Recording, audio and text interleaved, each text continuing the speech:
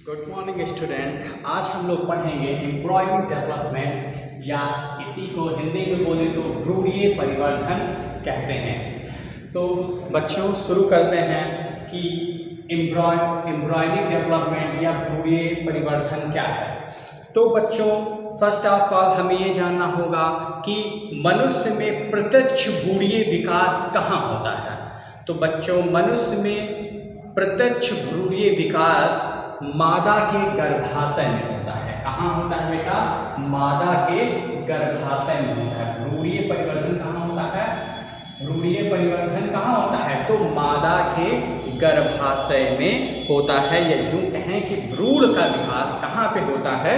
तो भ्रूण का विकास जो है वो मादा के गर्भाशय में होता है। भ्रूण का विकास कहाँ होता है बेटा? भ्रूण का जो है विकास, भ्रूण का विकास जो है भ्रूण का विकास जो है मादा के गर्भाशय में होता है। कहाँ होता है? गर्भाशय में होता है। ठीक है। तो भ्रूण का विकास कहाँ होता है बेटा? मादा के गर्भाशय में होता है। तथा इसमें एक चीज और समझने वाली है कि मनुष्य कैसा प्राणी है।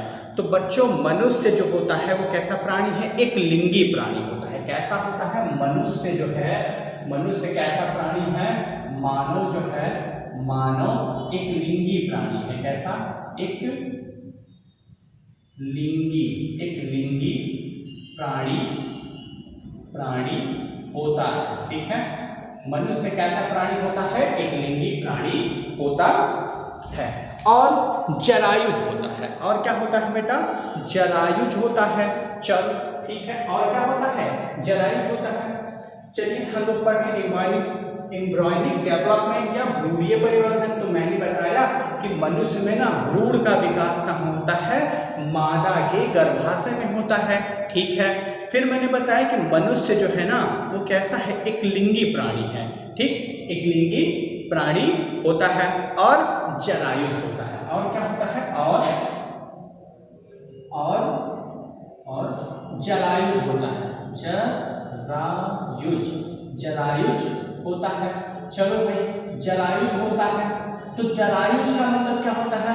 मतलब ऐसे एनिमल, ऐसे जीव जो क्या करें? बच्चे को जन्म दे। जो क्या करें? बच्चे को जन्म दे। बच्चे को जन्म दे। ठीक है, जन्म दे।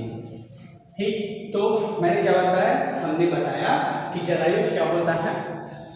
जरायुज का मतलब होता है ऐसे जीव जो बच्चे को सीधे जन्म देते हों, उन्हें क्या कहते हैं? जरायुज कहते हैं। ठीक है। तो हमने ये चीज जानी। चलो हटाओ, अब आगे देखते हैं। आगे हम देखेंगे कि अब एम्ब्रॉयनिक डेवलपमेंट कैसे होगा। ठीक है, चलिए देखते हैं। तो बच्चों इसमें क्या होता है? इसमें सर्वप्रथम हमें जानना होगा निषेचन क्या है। ठीक है। तो बच्चा निषेचन क्या है? चलिए देखते हैं। हमें मालूम है कि मैंने अभी बताया कि मानव क्या है? एक लिंगी प्राणी है। ठीक है। मानव क्या है? मानव मैंने बताया एक लिंगी प्राणी है। ठीक है। तो इसमें क्या होगा? नर और प्लस मादा। ठीक है, नर प्लस मादा। नर में क्या पाया जाएगा? नर में शुक्राणु और प्लस मादा में अंडाणु अंडाणु पाए जाएंगे। ठीक है। नर में क्या पाया जाएगा? शुक्राणु और मादा में अंडाणु, जिनकी अच्छा इसमें गुणसूत्रों की संख्या 46 होगी। इसमें भी क्या होगी? 46 होगी। ठीक है। तो नर में शुक्राणु और मादा में क्या पाया जाएगा? अंडाणु। अब जब नर का शुक्राणु और मादा का अंडाणु जब आपस में मिलेगा तो किस चीज का निर्माण होगा? युग्मनज का निर्माण होगा। किसका निर्माण होगा? युग्मनज का निर्माण होगा। ठीक है, युग्मनज का निर्माण होगा। अब ये युग्मनज का निर्माण होता कहाँ है? तो युग्मनज का जो निर्माण है वो अंडवाहिनी में होता है। कहाँ होगा? मादा के अंडवाहिनी में होगा। तो युग्मनज का निर्माण कहाँ पे होगा? मादा की अंडवाहिनी में होगा। चलिए, निषेचन आपने समझा कि निषेचन क्या है। हमें मालूम है कि मनुष्य जो है वो क्या होता है? एक लिंगी प्राणी होता है, जिसमें नर और मादा क्या होते हैं? अलग अलग होते हैं। नर में शुक्राणु तथा मादा में क्या बनता है? अंडाणु बनता है। जब शुक्राणु और अंडाणु क्या करते हैं? आपस में मिलते हैं, तो किस चीज का निर्माण होता है? युग्मनज का निर्माण होता है। कहाँ? वो किस जगह पे मिलते हैं? तो हमने बताया मादा के अंडवाहिनी में क्या होगा? शुक्राणु और अंडाणु मिलते हैं। तो इनके मिलने की प्रक्रिया को हम लोग क्या कहते हैं? युग्मनज कहते हैं। ठीक है, आपने ओवरऑल जाना कि हम क्या पढ़ रहे हैं? एम्ब्रॉयनिक डेवलपमेंट के बारे में पढ़ रहे हैं, या हिंदी में बोले तो भ्रूणीय परिवर्धन के बारे में पढ़ रहे हैं। हमने बताया कि भ्रूण का जो विकास है वो कहाँ होता है। तो बच्चों, हमने बताया कि भ्रूण का जो विकास है वो माता के गर्भाशय में होता है। क्या बताया हमने? कि भ्रूण का जो विकास है वो माता के गर्भाशय में होता है। और मनुष्य कैसा प्राणी है? एक लिंगी प्राणी है और जरायुज होता है। ठीक है, तो एक लिंगी का मतलब उसमें नर और मादा अलग अलग होते हैं, और जरायुज का क्या मतलब होता है? जरायुज का मतलब होता है कि ऐसे जीव या ऐसे एनिमल जो सीधे सीधे क्या करते हैं? बच्चे को जन्म देते हैं, उन्हें क्या कहते हैं? जरायुज कहते हैं। जैसे हम मानव क्या करते हैं? सीधे के सीधे बच्चे को जन्म देते हैं, ना कि अंडे को जन्म देते हैं। तो इसलिए हमें क्या कहलाया जाएगा? जरायुज कहलाया जाएगा। फिर उसके बाद हमने देखा कि निषेचन क्या है।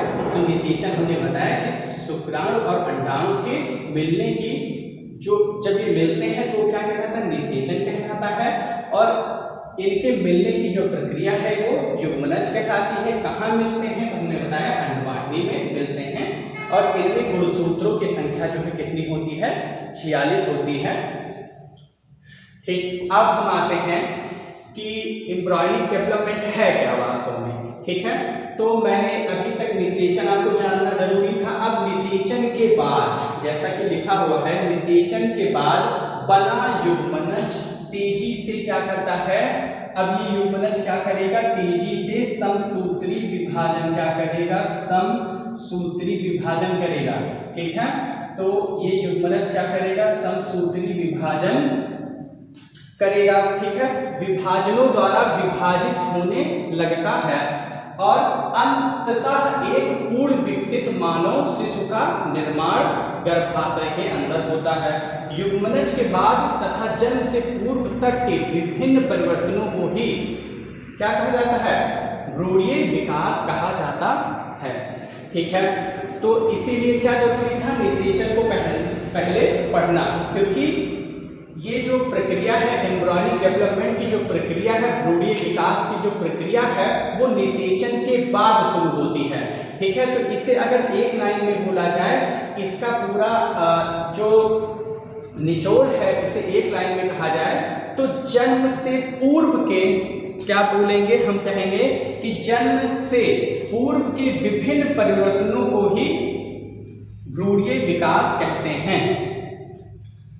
समझ पा रहे हैं? मतलब जन्म से पूर्व, मतलब जब जन्म से पूर्व मतलब जन्म के पहले की जो घटनाएं होती हैं या भ्रूण का जो विकास होता है उसी को क्या कहते हैं? भ्रूणीय विकास कहते हैं। ठीक है, क्योंकि जन्म के बाद तो क्या होगा? एक बेबी तैयार हो जाएगा, बच्चा तैयार हो जाएगा, पर उसके पहले की घटना को हमें क्या करना है? पढ़ना है। तो जन्म से पूर्व के विभिन्न परिवर्तनों को ही हम लोग क्या कहते हैं? भ्रूणीय विकास कहते हैं। ठीक है, तो अब इसके बाद क्या होगा? अब इनको विभिन्न स्टेजों में बांटा जाएगा। इसी में क्या होगा? अब इसके क्रमबद्ध तरीके से देखा जाएगा कि कैसे विकास होता है। तो उसमें सबसे सर्वप्रथम जो है हम लोग देखेंगे विदलन की प्रक्रिया देखेंगे। ठीक है, कि विदलन क्या है, रोपण क्या है, निषेचन क्या है। निषेचन हम लोग देख चुके हैं। ठीक है, तो इन सब प्रक्रियाओं को क्या करेंगे? हम लोग देखेंगे। चलिए देखते हैं। वेदन क्या है। तो बच्चों, युग्मनज में तीव्र गति से होने वाले समसूत्री विभाजन को विदलन या विखंडन कहते हैं। आपको पता था कि निषेचन के बाद क्या होता है, युग्मनज का निर्माण होता है। ठीक है, निषेचन के बाद क्या होगा, युग्मनज का क्या होगा, निर्माण होगा, जिसमें क्या होगा, समसूत्री विभाजन होगा। जिसमें क्या होगा, समसूत्री विभाजन होगा। ठीक है बेटा, क्या होगा, समसूत्री विभाजन होगा। अब जब समसूत्री विभाजन होगा तो जो ब्लास्टोमियस है, ठीक है, या ये कितने पार्ट में जगह समसूत्री विभाजन होगा, तो इसमें 2 सेल्स बनेंगी। ठीक है, 2 डॉटर सेल्स बनेंगी। ठीक है, 2 डॉटर सेल्स बनेंगी। ओके, फिर क्या होगा, फिर इसमें समसूत्री विभाजन होगा, फिर क्या बनेंगी, 4 कोशिकाएं बनेंगी। इसी प्रकार फिर क्या होगा, 16 कोशिकाएं बनेंगी, जिसे क्या कहेंगे, मारुला कहेंगे। क्या कहेंगे, मारुला कहेंगे। ठीक बच्चों, तो आज के लिए इतना ही। नेक्स्ट डे आगे हम लोग देखेंगे कि मारुला क्या है ना, ये कहाँ पे बनता है, या ये निषेचन होने के कितने दिन बाद बनता है ना। तो बता दें कि निषेचन होने के 4 से 6 दिन बाद ही क्या है, मारुला का निर्माण होता है। इनमें कितनी कोशिकाएं होती हैं, इनमें 16 कोशिकाएं होती हैं। तो ये सब बातें जो है नेक्स्ट वीडियो में बताई जाएंगी। Thank you class.